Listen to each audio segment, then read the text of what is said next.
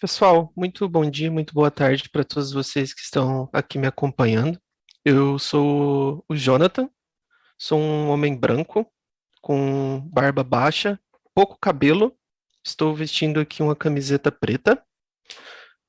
Hoje eu venho trazer para vocês aqui uma perspectiva de uma iniciativa que a gente começou dentro do PicPay, na equipe em que eu atuo, que é um olhar um pouco diferente para a forma como a gente escreve testes no nosso dia a dia. Perfeito?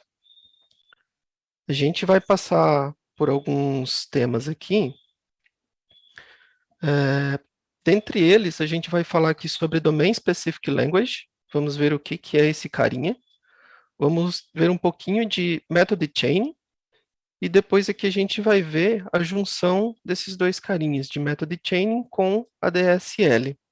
E por último, a gente tem um hands-on que eu preparei ali só para a gente ver na prática um pouco de como que funcionam esses conceitos que eu vou trazer aqui para vocês hoje. Perfeito? Então, para começar aqui a falar de Domain Specific Language, tá? Na comunidade, a gente ouve muito falar de forma abreviada, então vocês podem encontrar muito conteúdo tanto por Domain Specific Language ou DSL somente, tá? Mas o que vem a ser a DSL, né? A DSL basicamente é uma linguagem que ela tem um certo nível de abstração, perfeito? E que ela é construída para uma classe específica de problemas, né? Então ela tem um propósito específico para atender uma única classe de problemas. Falando assim parece um pouco abstrato, né? E se a gente trazer mais próximo para o nosso dia a dia, a gente tem algumas linguagens aqui que a gente consegue traduzir de uma forma melhor esse conceito.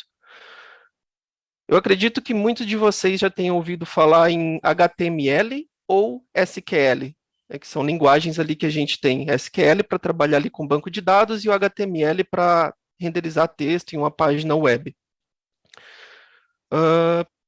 O HTML e o SQL são dois exemplos bem presentes que a gente tem de linguagens que são DSLs. Isso por quê? Porque elas tratam um domínio específico de problemas. Você não consegue resolver algum outro tipo de problema utilizando HTML. Ele foi feito para poder estruturar uma página web e exibir aquele conteúdo em uma página web. Você não consegue trabalhar com ele de uma forma diferente. Da mesma forma como no SQL, você não consegue utilizar ele para fazer uma coisa diferente do propósito para o qual ele foi construído, do qual ele foi originado inicialmente. É diferente de quando a gente fala de uma linguagem de propósito geral.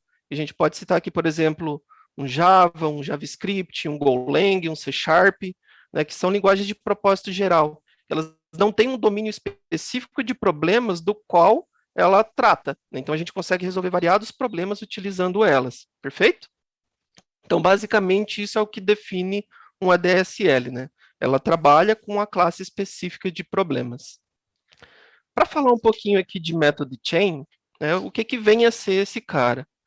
O Method Chain, basicamente, ele é uma sintaxe que a gente tem bastante presente dentro das linguagens que são orientadas a objetos, e esse cara, ele simplesmente permite que a gente faça um encadeamento de métodos, né? Então, para trazer isso para algo mais palpável, para quem já trabalhou um pouco de design patterns aí no dia a dia, a gente tem um design pattern que é bem conhecido, bem popular, que é o padrão Builder, que a gente utiliza lá para fazer construção de objetos, perfeito?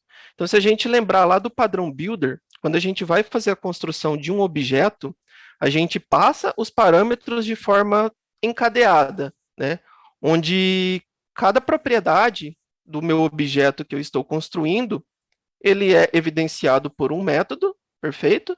E eu faço esse encadeamento, a chamada de um método após o outro até realizar a construção de fato. Então, o Method Chain é basicamente esse encadeamento de métodos que a gente consegue fazer trabalhando com a referência do objeto em questão. Perfeito? E aí fica a pergunta agora, entendendo ali o que é DSL e Method Chain, será que isso seria o casamento perfeito para a gente trabalhar com testes? Será que isso realmente traz algum ganho para a gente? Será que a gente tem algum trade-off aí no meio desse conceito de utilizar esses dois carinhas para poder desenvolver os nossos cenários de teste no dia a dia? Vamos entender um pouquinho melhor. A utilização do método chain com a DSL, basicamente, a gente consegue traduzir isso para dentro do nosso código, construir uma estrutura que ela é totalmente reaproveitável e totalmente flexível. Então, a gente escreve a nossa estrutura, né, uma única vez, e a partir disso a gente consegue construir diversos cenários simplesmente mudando os valores que a gente está imputando. Um outro ganho que a gente tem é que a gente traduz esse código, a gente tira toda aquela parte que é techniquez do código e traz isso para uma linguagem um pouco mais acessível, um pouco mais palpável. A gente não precisa necessariamente de uma pessoa técnica para entender como aquilo ali funciona de fato. Perfeito? E vamos dar uma olhadinha em código para ver como que isso aqui funciona na prática. Eu preparei aqui um projetinho Java, tá? Aqui ele já está utilizando o Java 17. Eu só tenho a dependência dele aqui no projeto do JUnit e do AssertJ, que é o carinha que a gente vai utilizar aqui para poder escrever os nossos testes. É simplesmente isso, tá? Só para poder mostrar para vocês o que é o projeto, ele é um projeto bem simples, tá? Até pelo nosso tempo aqui, só para a gente poder evidenciar de uma forma mais simples. Perfeito? É uma calculadora básica, onde a gente tem aqui as 4 operações de soma, subtração, multiplicação e divisão.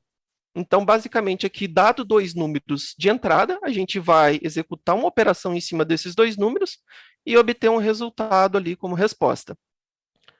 Dentro da divisão, a gente tem uma tratativa aqui para poder simular aqui um cenário de erro com a possível divisão por zero, e a gente poder fazer essa tratativa também de um cenário de falha na escrita dos nossos testes ali. Perfeito? Então tá jóia. Sabendo aqui o que é a nossa aplicação, vamos entrar aqui na nossa classe de teste. Aqui eu já tenho um cenário de teste escrito, que seria a forma que tradicionalmente a gente escreveria esse teste, né, para poder estimular ali o nosso código. A gente tem a construção aqui do objeto de entrada, perfeito? Onde eu passo para ele aqui 2 números que a gente pretende calcular. Então, eu passo aqui o first number com o valor 10 e o second number também com o valor 10, perfeito? Aqui eu executo de fato a minha operação, então eu estou executando a operação de soma em cima dos valores 10 e 10 e recebo aqui um retorno, a resposta que aquele método devolve para mim. E aqui eu faço a asserção daquele valor. Então, dado as entradas 10 e 10, o que eu espero como resposta é o valor 20, no caso da soma. Perfeito? Se a gente observar esse código aqui, apesar da simplicidade do projeto aqui, por ser uma calculadora simples, a gente pode imaginar isso aqui no nosso cenário do dia a dia, né? Lembra lá daquele projeto que você tem, que você bate o olho em determinada funcionalidade lá que chega e te arrepia os cabelos do braço. E você tem lá vários objetos mocados, você tem vários comportamentos para simular, você tem uma regra de negócio mais complexa para poder elaborar um teste, e você tem um teste que ele acaba sendo um pouco extenso. Então, para você olhar para ele e entender o que de fato está acontecendo com a sua aplicação, o que, que você está testando de fato, você precisa investir um tempo analisando aquele código, entendendo que tipo de comportamento você está simulando dentro do mock, que tipo de execução você está fazendo, para depois você fazer a asserção e entender o que de fato está acontecendo. Ele é um código que ele não é tão autoexplicativo, ele não se traduz de uma forma tão fácil, né? Então, a gente precisa investir um tempo analisando o código, entendendo o que de fato está acontecendo nele, para depois a gente conseguir ter a ideia formada do que aquilo ali de fato faz. A proposta da escrita do nosso teste aqui, utilizando o DSL Method Chain, eu preparei aqui uma colinha só para a gente ganhar tempo. Eu vou copiar aqui e trazer aqui para a nossa classe de testes. Utilizando Method Chain e DSL, basicamente o que a gente teria para um cenário de teste seria algo nesse formato aqui. Só para a gente poder ter bem definida essa ideia, se a gente observar o cenário de teste aqui acima, a gente tem uma distinção de etapas que estão acontecendo, perfeito? A gente basicamente tem a definição do cenário aqui, que é a entrada, perfeito? A gente tem um cenário aqui, uma etapa de ação, que é de fato a ação que vai incidir sobre o cenário. E aqui a última etapa é a etapa de asserção, que é onde eu vou verificar um resultado. Isso dentro do ecossistema de testes, quando a gente está trabalhando, tem um carinha que é bem conhecido, que é a terminologia given, when e then. Não sei se todo mundo já ouviu falar, tá? O Martin Fowler tem um material bem legal sobre esse conteúdo. Eu não sei se ele é o criador de fato, eu acredito que não, mas ele tem um material bem legal que vocês podem verificar, tá? Então, basicamente, o que a gente tem? Né? Ele seria algo nessa estratégia aqui. A gente tem o given, né? Um cenário. A gente tem um when, que seria aqui a nossa ação. E a gente tem um then, que é a nossa asserção aqui. Perfeito? Então, dado um cenário, quando uma ação acontecer, então eu espero um resultado. Né? Eu vou acertar aquele resultado. Então, seguindo essa estratégia aqui de given, when e then, é o que a gente vai utilizar para poder fazer a escrita do nosso DSL aqui, utilizando o método chain, perfeito? Então, a gente tem o given aqui, e a gente vai passar os dois valores de entrada, né? First number equal to 10, second number equal to 10. Quando eu executar a soma, então eu espero que o resultado seja igual a 20. Já de cara, a gente consegue ver a facilidade que a gente traz para a leitura de código. Porém, esse ganho, ele tem um trade-off, perfeito? Porque a gente precisa primeiro implementar a estrutura que vai fornecer essa funcionalidade da gente escrever o teste nesse formato. E como que a gente vai fazer isso? Eu vou começar criando uma classe aqui, tá?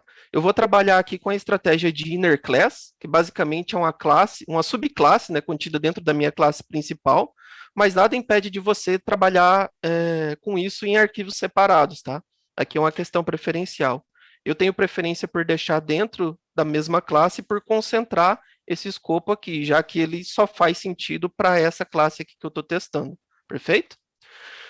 Então, aqui a gente vai começar, eu vou escrever o nosso método aqui, que vai retornar a instância de DSL, perfeito? E a gente vai chamar ele aqui. Então, aqui a gente já tem o nosso método given. E aqui a gente já pode ver que ele devolve a instância de DSL. Então, a partir desse momento, eu começo a trabalhar com a referência de DSL e permito fazer o encadeamento de métodos dentro dessa mesma referência. Então, aqui na sequência, a gente tem dois métodos, que são os métodos de entrada de valores, perfeito? Onde a gente vai recuperar ali. Para recuperar eles, eu vou declarar aqui duas propriedades na nossa classe, que são dois big decimals. Eu vou declarar aqui um para o first number, perfeito? E vou declarar aqui uma para o second number, o primeiro e segundo número. E agora, eu vou criar aqui o nosso método que vai recuperar o valor da primeira entrada que a gente tem, perfeito?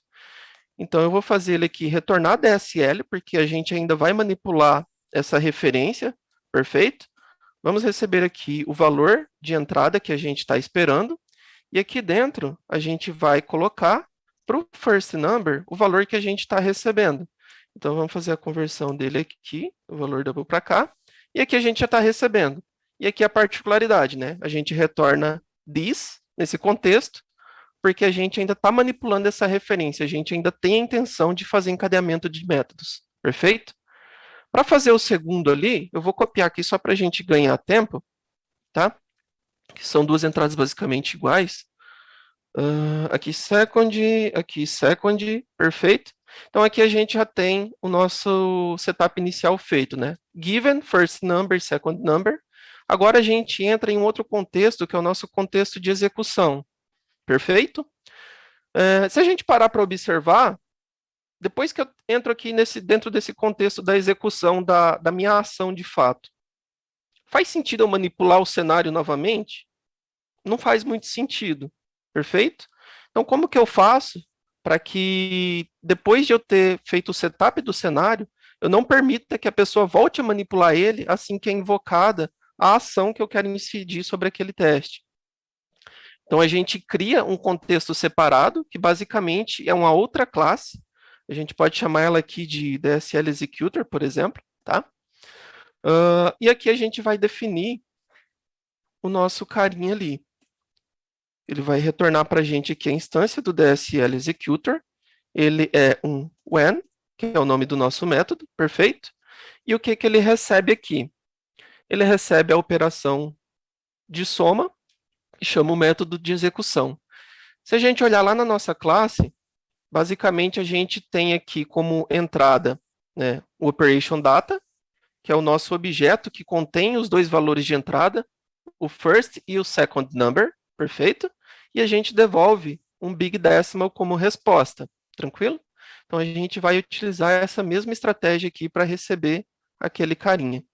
Utilizando aqui a interface funcional do Java, a gente vai receber aqui o operation data e vai devolver aqui um big decimal. E agora, a gente vai jogar para dentro da nossa DSL Executor, a nossa função, que é o que a gente tem a intenção de executar ali. Vamos criar aqui o construtor para ele receber essa função lá dentro, perfeito?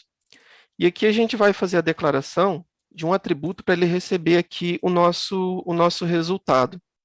Eu vou chamar ele aqui de actual, perfeito? E aqui dentro, o que a gente vai fazer? A gente vai atribuir para o actual ali a nossa função, chamar aqui o apply, que vai executar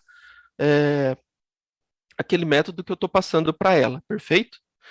Aqui a gente precisa receber o operation data, que a gente não tem ele ainda. Então a gente precisa fazer a construção dele. A construção dele se dá pelos dois números que a gente tem de entrada, que é o first number e o second number que a gente declarou lá em cima, perfeito? Então o que a gente vai fazer? Vamos declarar ele aqui, o operation data, perfeito? E o operation data, e passo aqui para ele os dois valores que eu tenho ali. This first number e this second number. E agora, eu passo lá para dentro o nosso operation data, que é o cara que eu preciso ali. Vou adicionar ele no nosso construtor ali, e agora que eu tenho ele aqui, eu passo ele lá para dentro, e aqui a gente já tem o nosso contexto de execução acontecendo. Perfeito? Agora a gente entra aqui no cenário de asserção. Aqui dentro, a gente entra na mesma situação anterior. A asserção é um contexto diferente, perfeito? Então eu posso quebrar ele dentro de uma outra classe para manipular isso. Então, depois que eu tenho a execução, eu posso criar aqui um outro contexto, que vai ser a nossa DSL asserter, nesse caso aqui, perfeito? A gente cria um cara aqui que vai retornar essa DSL asserter, que é o nosso método then, aqui, e vai retornar aqui a instância desse cara, perfeito? Perfeito. Se a gente observar aqui, eu tenho um carinha que é o assert result para depois fazer a checagem. Isso porque, se a gente olhar na nossa classe lá, a gente tem os cenários de sucesso, onde a gente incide aquela operação de dois números, executa ali soma, subtração, multiplicação ou divisão, e ela acontece com sucesso e eu tenho um resultado. Ou pode acontecer um cenário de falha, como, por exemplo, eu simular uma divisão por zero e ele lançar uma exceção para mim. Então, dentro desse, pensando nessa ideia aqui de como está funcionando o código, eu posso quebrar ainda em dois contextos distintos. Um contexto para asserção de cenário de sucesso e um outro contexto para asserção de um cenário de falha, onde eu tenha uma exceção. Perfeito? Então, aqui dentro, eu ainda vou quebrar mais dois contextos, tá? Então, a gente vai fazer aqui uma classe para fazer a asserção de cenário com sucesso, e a gente vai ter uma outra classe aqui para fazer a asserção do nosso cenário de falha, perfeito? Então, tendo aqui esses dois caras definidos, né, o nosso próximo método aqui é o assert result, que é o cara que a gente precisa criar. Então, aqui a gente vai criar o nosso método aqui, que vai devolver para a gente a instância de result asserter, porque é um cenário de caminho feliz, onde eu passo dois números, ele calcula e me devolve o resultado, perfeito? Aqui ele vai devolver para a gente a instância do DSL result asserter, perfeito? E dentro dele eu tenho um método isEqualTo, que vai fazer a checagem do valor para mim. E como ele não tem mais nenhum método encadeado aqui na sequência, eu não preciso mais manipular a referência daquele objeto, perfeito? Então aqui eu posso criar somente um método void, que ele já vai me atender super bem. Então vamos criar aqui o isEqualTo, perfeito? A gente vai receber o valor aqui, vou chamar ele de expected. E aqui a gente vai fazer a nossa asserção de fato, perfeito? Então a gente vai pegar aqui o assertions, comparar com o actual, que foi o cara que a gente recuperou na execução, logo acima, perfeito? Dentro do nosso contexto de execução. Aqui eu vou usar o comparator da classe Big Decimal, por uma questão de, dependendo do valor que a gente passa, ele pode ter aquela questão de precisão para números quebrados, perfeito? Então eu gosto de usar o comparator da própria classe Big Decimal, já que é o tipo que a gente está utilizando aqui. Beleza? E aqui a gente só faz um isEqualTo, expected, e perfeito. E está aqui o nosso cenário de teste montado. Aqui, se a gente fizer a execução da nossa classe de teste, a gente vai ver que ele vai executar ali, perfeito? Opa! Ah, eu esqueci de fazer a conversão do valor. Só aqui, Big Decimal. Problemas do ao vivo. Perfeito? E agora a gente faz a execução aqui dos nossos cenários. Tá lá, perfeito. Nossos dois cenários de teste aqui passaram. Tranquilo? Agora, se eu quiser testar um outro cenário diferente, eu vou copiar aqui só para a gente poder ganhar tempo, perfeito? Vamos supor aqui que eu quero testar a multiplicação nesse caso. Eu vou mudar aqui, multiplication, perfeito? Vou utilizar aqui os mesmos valores de entrada, então eu vou utilizar 10 e 10. A minha operação aqui, eu vou mudar para multiplicação e o que eu espero como resultado é 100. Percebe que depois da escrita da nossa DSL eu não tive mais esforço nenhum, eu simplesmente reaproveitei toda a nossa estrutura ali, mudei os valores que eu estou passando, da operação que eu quero executar, e ela simplesmente está acontecendo ali de fato. Beleza? A gente ainda tem o nosso cenário de falha, eu vou copiar aqui da nossa colinha para poder ganhar tempo também, e a gente já vai concluir esse cara ali. Então, eu vou trazer ele para cá, perfeito?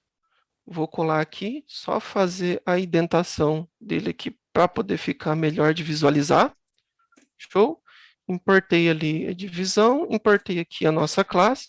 Então, no nosso cenário de falha, eu estou passando os valores de entrada aqui, 10 para o primeiro número, passando 0 para o segundo, estou executando uma divisão em cima desses valores, e eu espero que ele lance para mim uma exceção, onde a instância dessa classe de exceção seja uma business exception, uma exceção de negócio, e que a mensagem dele seja essa que eu estou passando aqui, que um erro inesperado aconteceu. Perfeito? Então, voltando ali para a nossa estrutura de DSL, a gente vai ter um método aqui, que vai devolver para a gente a instância de DSL exception asserter, que vai ser o nosso método assert exception, perfeito? A gente vai devolver aqui, return new DSL exception asserter, e dentro dele aqui a gente tem dois métodos, o isInstanceOf e o message isEqualTo. Então a gente vai construir esses dois métodos aqui na nossa estrutura, perfeito? Então a gente vai ter aqui um public, método público, que vai devolver essa instância desse cara aqui, que ele vai testar isInstanceOf, qual é a instância da nossa classe de exceção que está chegando. Então a gente pode receber aqui uma classe, né, de exceção que deriva de business exception. Perfeito? E aqui a gente vai fazer a asserção dele. Então, a gente vai pegar aqui, assert def, e a gente precisa ter a nossa exceção aqui para poder validar ela. Mas a gente não tem essa exceção aqui, né? E como que a gente vai fazer isso para recuperar ela? No nosso código, ela acontece aqui no momento em que a operação de fato está sendo executada. Para o nosso teste, isso não se traduz de forma diferente. Então, ela vai acontecer no momento em que eu executo ela aqui. Então, se eu quiser recuperar a exceção para inserir validações em cima dela, eu preciso criar aqui um carinha que vai recuperar para mim qual é a minha exceção. Vou chamar ele aqui de actual exception, perfeito? E a gente vai simplesmente fazer aqui um try catch, tá joia? Para capturar a exceção que está sendo lançada. Aqui eu estou colocando como business exception porque é a exceção que de fato eu conheço e eu espero que ela aconteça, que é o que está no meu código aqui, perfeito? Eu lanço aqui uma business exception. Por que eu não coloco uma exceção mais genérica, como uma exception ou throwable dentro desse contexto? Porque se surgir uma exceção diferente da que eu estou esperando, eu quero que de fato esse código quebre, porque é uma exceção que eu não conheço. Então, por isso eu trato aqui como business exception, perfeito? E aqui o que a gente vai fazer? A gente vai passar para dentro do actual exception a exceção que a gente recebeu aqui. Tranquilo?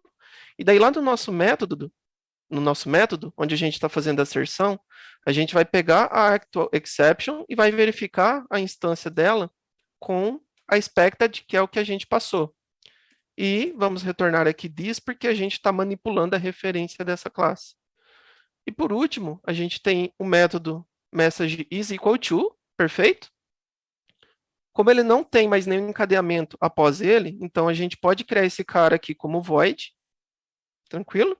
Message is equal to, e ele vai receber aqui a string da mensagem, que a gente vai fazer a validação, e aqui a gente faz a mesma estratégia ali. Pega lá a nossa exceção, actual exception, o get message dela, que vai trazer para a gente a mensagem da nossa exceção, e vai fazer a checagem aqui com o valor que a gente está esperando. Beleza? E aqui a gente pode mandar executar de novo. Se eu não esqueci nada, ele deve executar com sucesso. E está lá, perfeito aqui, os nossos cenários de teste escritos ali, utilizando o DSL Method Chain. Perfeito?